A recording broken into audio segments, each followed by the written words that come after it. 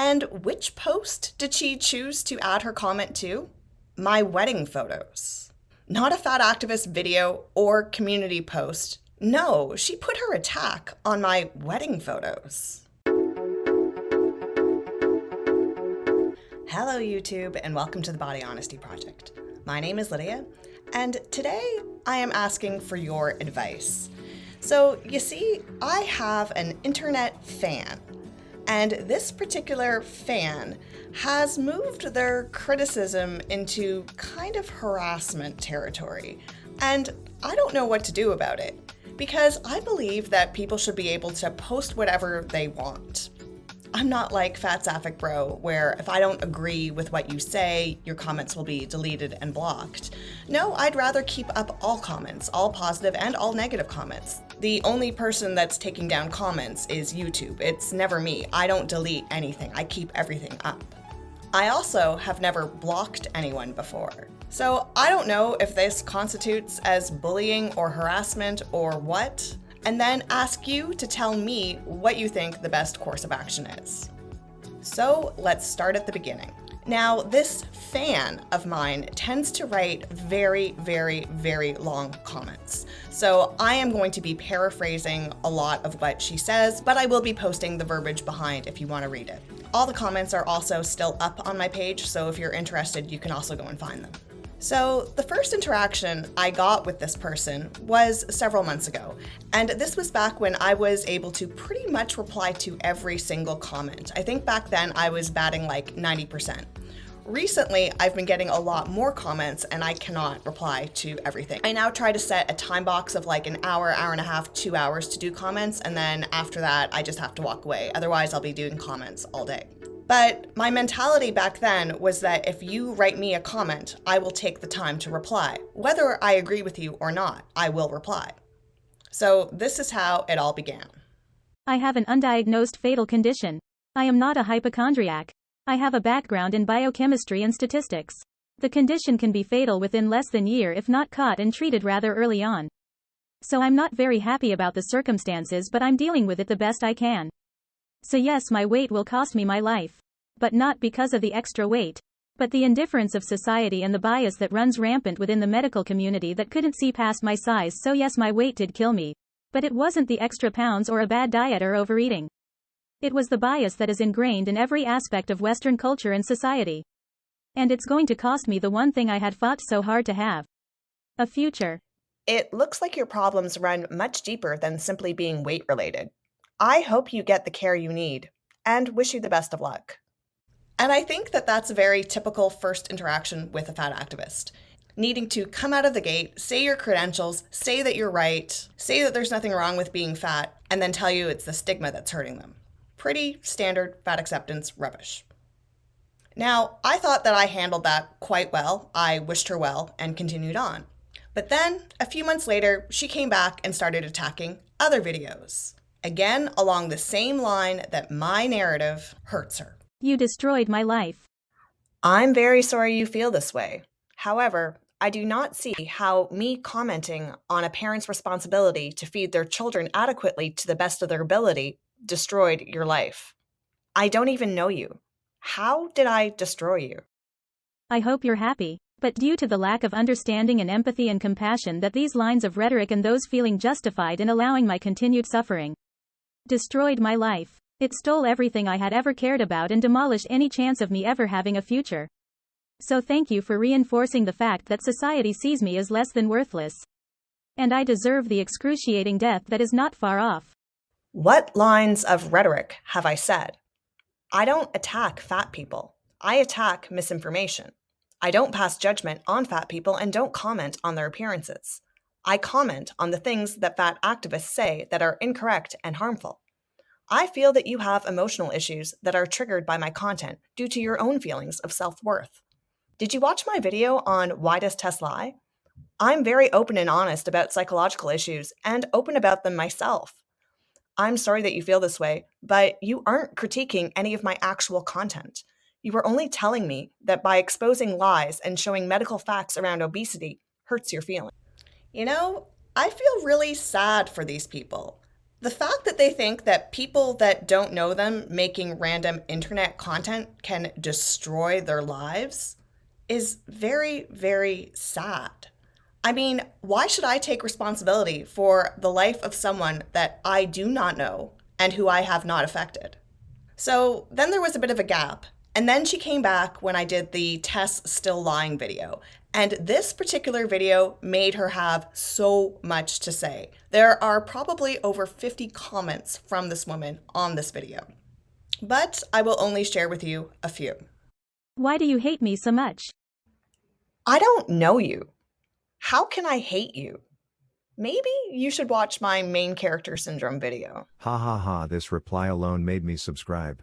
The same why white nationalists hate the POC they don't know. The same way misogynists hate all women. You're perpetuating and justifying people like me being treated poorly. This kind of rhetoric doesn't affect you in the least bit. But it makes our already extremely stressful existence even worse. And for what reason? So you can feel superior to a group of people that are already so socially diminished. This doesn't affect you at all. But this mindset already cost me everything. What is so wrong with just existing in a larger body? Why do you feel the need to perpetuate the stigma and prejudice that we already face? Did you know that eating disorders are the most deadly form of mental illness? And that there was a meta-study done in 2015 that showed that 60% of the reduction in the life expectancy of fat people is based on weight stigma alone. And so what if Tess makes her weight part of her online identity? So do you have the same criticism of black influencers that speak out about racism? I am a brown woman that grew up in the 1980s in a very white and racist community. I know all about prejudice. I was also a competitive figure skater that was heavier than other skaters, put on diets, and shamed for her body. I know what I'm talking about. Mental health is important. But why do you think there's a choice between mental health and obesity? Why can't you improve your mental health and lose weight? That's what therapy is for. I also think you have a very inaccurate picture of me. I don't attack people. I attack fat activism logic. I attack medical misinformation. If the truth hurts your feelings, that says more about you than me. But why attack it at all? And not every overweight person is that way for the same reason, and if losing weight was just that easy, why haven't more people been successful at it? You'd think if it was just that simple the level of obesity would be going down, wouldn't you? Now, this thread has 85 replies. A lot of you went all in on her. I'm not going to read the whole thing because it's quite the novel, but it's still up, so if you want to check out the thread and read it yourself, it's quite ludicrous. Why do you feel the need to continue to spread these negative assumptions about people in larger bodies? What negative assumptions have I made? I'm not assuming that Tess overeats. I know she does, because science, the laws of thermodynamics. I'm drawing attention to this lie because it's harmful. See my copycats video. Too many people are playing victim to an ED that they don't have, and they will suffer consequences down the line if they don't change. I'm trying to reach those that are on the edge between fat acceptance and changing their life for good. I'd love to reach you too. It's not too late. You can still have a better life. Let go of the anger towards society, make healthy changes, take accountability, feel better in your own skin. Finally, she thought she was going to call me out, but I called her bluff. I dare you to do a video chat with me. I fucking dare you to find out the truth and reality of what your kind of hate speech actually accomplishes. I dare you to look me in the face and tell me that what you're doing is okay? Challenge accepted. DM me on Insta at Mom That Dances. Even better, let me interview you for my channel. You know what, I'd absolutely love that. I don't do social media, but I guess I could tolerate Instagram for a few seconds. And you know what? She did hit me up on Instagram. We did talk. In fact, we have several conversations. And you know what? Most of it was very, very pleasant. Yes, we said a couple things where I don't agree with her and she doesn't agree with me, but overall, the conversation was pleasant. Here's a synopsis of it.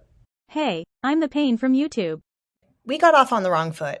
I'm completely willing to hear and post your side. I will arrange a time and we can chat.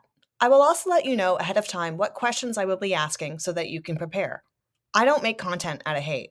I make it to debunk misinformation. Let me know when you are available.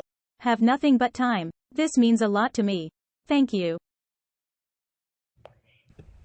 Here's my list of questions. Let me know if you'd like me to add or change anything. Oh, thank you. I really appreciate your questions. I'll do my notes in response, and afterwards we'll also have a list of questions for you as well. My computer is broken. I won't be able to meet. That's okay. We can schedule for another day. Hey, how's your situation now? You still up for an interview? I'm back in the hospital. I will let you know. Thank you very much. So, when we left things, I was waiting for her to book the interview with me, and I hadn't heard from her in several months until this week. Because this week, there was a brand new comment on my community page. And guess who it was from?